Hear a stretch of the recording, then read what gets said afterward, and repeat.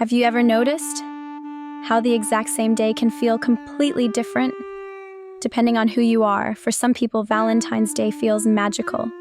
Roses, candlelight, soft music, long, heartfelt messages. But for others, it feels heavy, awkward, forced, even meaningless. And then there's another group, the ones who celebrate loudly, post proudly, smile the brightest, yet deep inside, they're not celebrating love.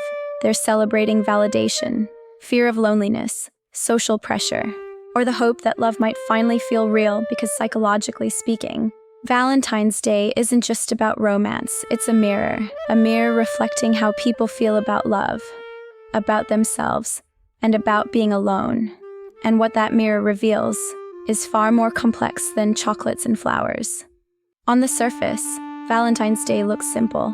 Two people in love, expressing affection, but beneath that surface, something deeper is happening. The way someone experiences this day often reveals their emotional patterns, their relationship history, and how secure they truly feel. For some couples, the celebration is genuine. It's simply an extension of the love they already live every day. But for many others, Valentine's Day becomes a performance, a stage where love must be proven publicly. You'll see people who rarely express emotions suddenly writing long paragraphs, partners uncomfortable with intimacy, planning grand gestures. Why? Because the day activates expectation, and when expectation becomes social, it becomes pressure. If you're in love, you have to show it today. That message is subtle, but powerful.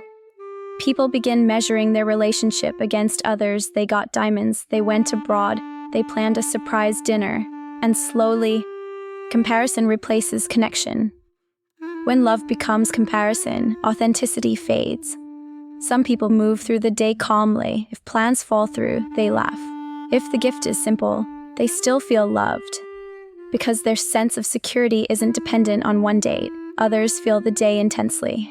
They wait for reassurance, analyze effort, read between every word. If the message feels short, if the gift feels rushed, they don't see a small mistake, they see emotional evidence.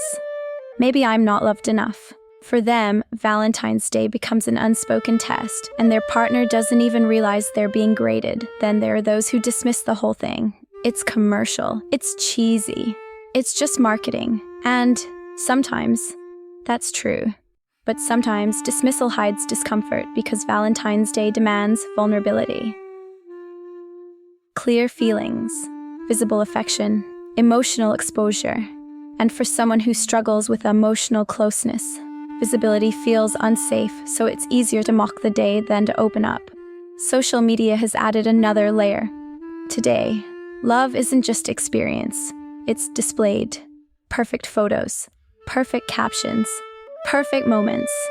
When people scroll, their brains automatically compare. Even happy couples can feel a flicker of dissatisfaction, not because their relationship is lacking, but because they're comparing reality to highlight reels. And ironically, the more people post about love, the more others begin to question their own.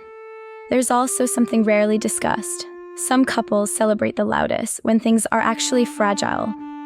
Lavish gifts, public declarations, over-the-top surprises. From the outside, it looks passionate, but sometimes it's compensation. When emotional closeness weakens, symbolic gestures grow louder. It's easier to buy roses than to fix communication, so the celebration becomes bigger, as connection quietly becomes smaller. For new couples, the day often feels electric. Everything is amplified. Small gestures feel magical. Simple dinners feel unforgettable. But that intensity isn't always compatibility. Sometimes, it's just chemistry. On the other hand, long-term love looks different. Calmer, quieter, less dramatic, but more secure. Excitement may appear softer, but stability feels deeper. Mature love doesn't rely on spectacle. It relies on presence. Some people go all out every year, no matter what. They plan, decorate, surprise.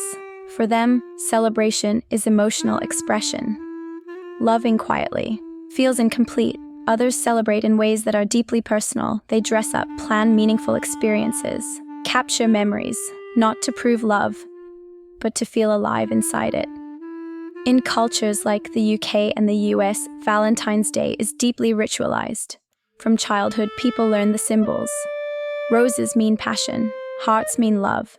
Dinner reservations mean commitment, so celebrating can feel scripted, and not celebrating can feel like breaking an invisible rule, which is why many people participate, even when their heart isn't fully in it. Some couples look perfect online, yet feel distant offline. Photos become proof, captions become theater, likes become affirmation, but when validation comes from the audience instead of the partner, intimacy slowly turns into performance.